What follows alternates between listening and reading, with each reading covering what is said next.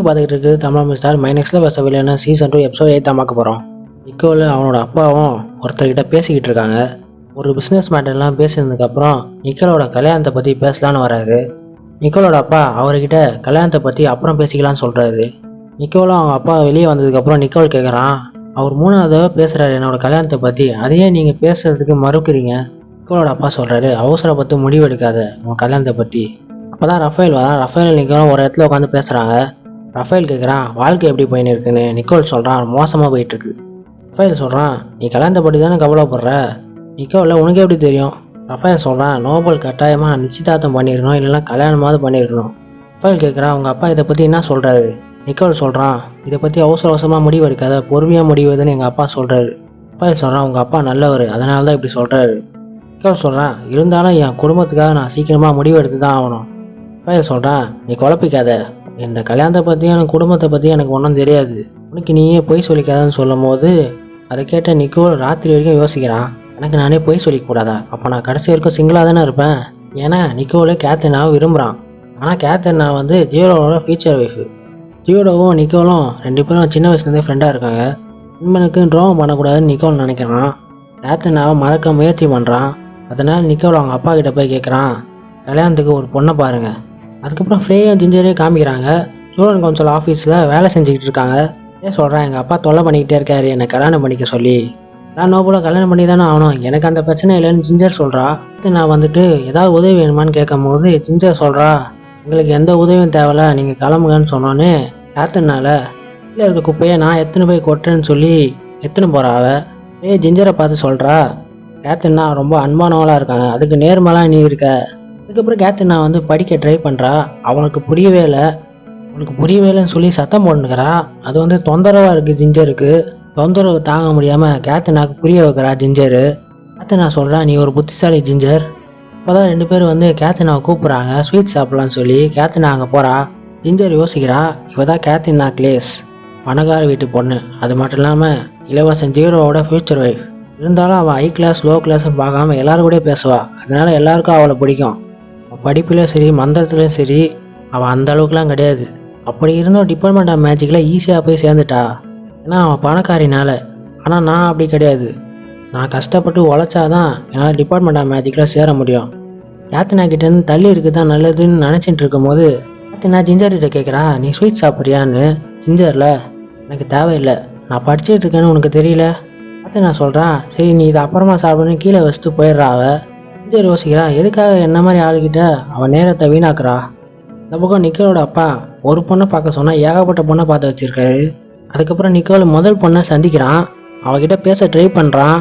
அந்த பொண்ணுக்கு கூச்சமாக இருக்குது, அதனால நிக்கோல்கிட்ட அவ்வளோ பேச மாட்டா.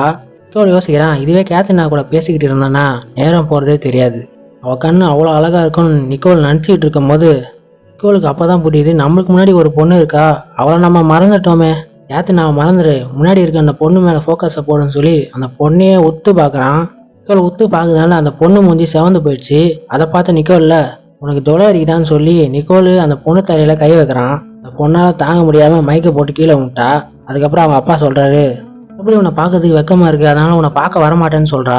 உனக்கும் அந்த பொண்ணுக்கும் ஏதாவது நடந்துச்சான்னு அவங்க அப்பா கேட்கும் போது நிக்கோல் சொல்கிறான், அப்படிலாம் ஏதோ கிடையாது, அடுத்த பொண்ணை பார்க்கலான்னு சொல்கிறான். அடுத்த பொண்ணு பணக்காரங்க என்ன பேசுவாங்களோ அதை பேசிக்கிட்டு இருக்கு. நிக்கோலுக்கு அது பிடிக்கவே இல்லை. மறுபடியும் கேத்தரினா பற்றியே யோசிக்க ஆரம்பிச்சிட்டான். இதுவே கேத்தரினா வந்தால் சாப்பாடை பற்றி மட்டும் தான் பேசிக்கிட்டு இருப்பா. அதுக்கப்புறம் விவசாயம் பண்ணும்போது கேத்தரினா ரொம்ப அழகாக இருப்பான்னு நிக்கோல் நினச்சிக்கிட்டே இருக்கும்போது அவனுக்கு முன்னாடி இருக்க பொண்ணு மாஸ்டர் நிக்கோல்னு கூப்பிட்டு இருக்கும் போது அப்போ தான் நிக்கோலுக்கு புரியுது, மறுபடியும் நான் கேத்தரினா பற்றி யோசிக்க ஆரம்பிச்சிட்டேன் போல. அதுக்கப்புறம் நிக்கோலோட அப்பா சொல்கிறாரு, அந்த பொண்ணுக்கு உன்னை பிடிச்சிருக்கு, ஆனால் உனக்கு அவளை பிடிக்கல, சரி அடுத்த பொண்ணு பார்ப்போம். நிக்கோல் நிறைய பொண்ணை சந்திக்கிறான், ஆனால் அவனுக்கு யாருமே பிடிக்கல. நிக்கோல் எல்லா பொண்ணுங்களையும் சந்திச்சதுக்கப்புறம் இந்த ரூமை விட்டு வெளியே வரான். அதான் சோஃபியா 3 புக்கை கொடுக்குறா. நிக்கோல் அந்த புக்கை பார்க்கும்போது புக்கோட டைட்டில் என்ன போட்டிருக்குன்னா, துரோகம், பறிக்கிறது, கடத்துறது. சோஃபியா சொல்கிறா, இந்த 3 புக்கையும் படித்து பாருங்க, உங்களுக்கு தைரியம் நிறைய வரும். நிக்கோல் அந்த புக்கை படித்து பார்த்ததுக்கப்புறம் யோசிக்கிறான், பேசாமல் கேத்தரினா கூட்டிகிட்டு எங்கேயாவது ஓடி போயிடலாமான்னு. அதனால் நிக்கோலுக்கு அடுத்த பொண்ணா ஃப்ரே வரா. ஃப்ரேக்கு நிக்கோலை பார்த்தோன்னே தெரிஞ்சு போச்சு, அவனுக்கு இந்த கல்யாணத்தில் ஈடுபாடு இல்லை. ஃப்ரே சொல்கிறான், இந்த கல்யாணத்தில் எனக்கு ஈடுபாடு கிடையாது, எங்கள் அப்பா அம்மா வற்புறுத்தினால தான் வந்தேன், உங்களுக்கும் இந்த கல்யாணத்தில் விருப்பம் இல்லைன்னு எனக்கு தெரியும்னு சொல்லும் போது நிக்கோல் முழிக்கிறான். ஃப்ரே சொல்கிறா, நீங்கள் பார்க்குற பார்வையிலே நான் கண்டுபிடிச்சிட்டேன். ஃப்ரேயில் நம்ம வெளியே போய் பேசலாமான்னு கேட்குறா. நிக்கோலும் ஃப்ரேயும் வெளியே போயிட்டாங்க. நிக்கோ சொல்கிறான், நான் ஒரு பொண்ணை லவ் பண்ணுறேன், ஆனால் அவனுக்கு ஃப்யூச்சர் ஹஸ்பண்ட் இருக்கான், அதனால் அவளை நான் மறக்கணும்னு நினைக்கிறேன், அதனால தான் கல்யாணத்துக்கு ஒத்துக்கிட்டேன். ஃப்ரே கேட்குறா, அவங்க 2 பேருமே லவ் பண்ணுறாங்களா? நிக்கோ சொல்கிறான், அவளோட ஃப்யூச்சர் ஹஸ்பண்ட் அவளை லவ் பண்ணுறான், அவள் அவளோட ஃப்யூச்சர் ஹஸ்பண்டை லவ் பண்ணலை. ஃப்ரே சொல்கிறா, அப்போ எதுக்கு விட்டு கொடுக்குறீங்க, உங்களுக்கு இன்னும் சான்ஸ் இருக்குல்ல. நிக்கோ சொல்கிறான், அவளோட ஃப்யூச்சர் ஹஸ்பண்ட் என்னோட ஃப்ரெண்டுக்கு நான் துரோகம் பண்ண விரும்பலை. இல்லை, நீங்கள் ரூமரில் சொன்ன மாதிரி தான் இருக்கீங்கன்னு சொல்லி சிரிக்கிறா. நிக்கோல் கேட்குறான், ரூமரா, எனக்கு ஒன்றும் புரியலன்னு சொல்லும் போது ஃப்ரே சொல்கிறா, ஸ்டூடெண்ட் கவுன்சிலில் உங்களை பற்றி தான் எப்பவுமே பேசிக்கிட்டே இருப்பாங்க. நிக்கோல் கேட்குறா, நீ ஸ்டூடெண்ட் கவுன்சிலில் இருக்கியான்னு கேட்கும்போது ஃப்ரேயில் ஆமாம் நான் இருக்கேன். நிக்கோல் நினைக்கிறான், இவன் ஸ்டூடெண்ட் கவுன்சிலில் இருக்கானா ஜேடோவையும் கேத்ரினாவை டெய்லி பார்ப்பாளே. ஃப்ரே சொல்கிறான், உங்கள் தங்கச்சி சோஃபியாவுக்கு இந்த விஷயம் தெரியுமா? நிக்கோல் சொல்கிறான், அவளுக்கு தெரியாதுன்னு சொன்னோன்னே ஃப்ரே சொல்கிறா, சோஃபியா கேத்ரினாவை உங்களையும் சேர்த்து வைக்கிறதுக்கு தான் அவள் பிளான் பண்ணிக்கிட்டு இருக்கான்னு எனக்கு தெரியும். நிக்கோல் யோசிக்கிறான், சோஃபியா நீ வாய் வச்சுக்கிட்டு சும்மா இருக்க மாட்டியா, வீட்டுக்கு வா, உன்னை வச்சுக்கிறேன். கல்யாணம் பண்ணிக்க மாட்டேன்னு சொன்னியே எதுக்குன்னு நிக்கோல் கேட்கும் போது சொல்கிறான், நான் சொந்த காலில் நிற்கணும்னு ஆசைப்பட்றேன், தனியாக வாழ்ந்து காமிக்கணும், டிபார்ட்மெண்ட் ஆஃப் மேஜிக்கில் நான் சேரணும். இந்த மாதிரி நோபல்லாம் டிபார்ட்மெண்ட் ஆஃப் மேஜிக்கில் சேர முடியாது எனக்கு தெரியும், அப்போ தான் கேள்விப்பட்டேன் டிபார்ட்மெண்ட் ஆஃப் மேஜிக்கில் கேத்ரினா சேர்ந்துட்டாங்கன்னு சொல்லி. அப்போ தான் நம்பிக்கை உருவாச்சு என்னாலேயும் டிபார்ட்மெண்ட் ஆஃப் மேஜிக்கில் சேர முடியும்னு. நிக்கோல் சொல்கிறான், கேத்ரினாவுக்கு கல்யாணம் நடக்கிற வரைக்கும் தான் அவளால் டிபார்ட்மெண்ட் ஆஃப் மேஜிக்கில் வேலை செய்ய முடியும். சொல்கிறேன், இருந்தாலும் நான் விட்டு கொடுக்க மாட்டேன், என் கனவை நிறைவேற்றே தீருவேன். நீங்களும் உங்கள் லவ்வை விட்டு கொடுக்காதீங்க, உங்களுக்கு நீங்களே உண்மையாக இருங்க. உங்களை கட்டிக்க வந்த பொண்ணுக்கு நீங்கள் வேற ஒரு பொண்ணை விரும்புகிறீங்க தெரிஞ்சால் என்ன ஆகும்? உங்களை கட்டிக்க வந்த பொண்ணுக்கு துரோகம் பண்ணாதீங்கன்னு சொன்னோம் தான் நிக்கோலுக்கே புரியுது. நிக்கோல் சொல்கிறான், இவ்வளோ நாளாக என்னை பற்றி மட்டும்தான் யோசித்தேன், கட்டிக்க வர மனசை பற்றி நான் யோசிக்கவே இல்லை, எனக்கு புரிய வச்சதுக்கு ரொம்ப நன்றின்னு சொல்கிறான் நிக்கோலு. அந்த பக்கம் ஜிஞ்சரை 2 பொண்ணுங்க தப்பாக பேசும்போது கேத்ரினா சொல்கிறா, ஜிஞ்சர் வெளியில் யாரையும் பிடிக்காத மாதிரி தான் நடந்துப்பா, ஆனால் உள்ளுக்குள்ளே அவள் அன்பானவ.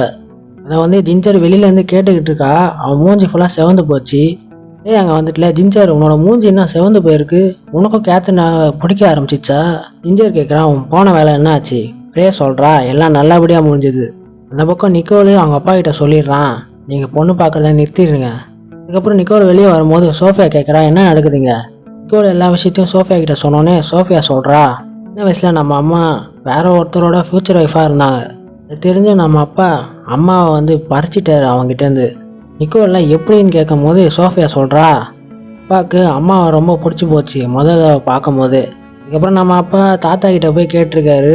தாத்தா என்ன சொல்லியிருக்காருன்னா, பிரைம் மினிஸ்டர் ஆனாதான் என் பொண்ணை நான் உனக்கு கொடுப்பேன்னு.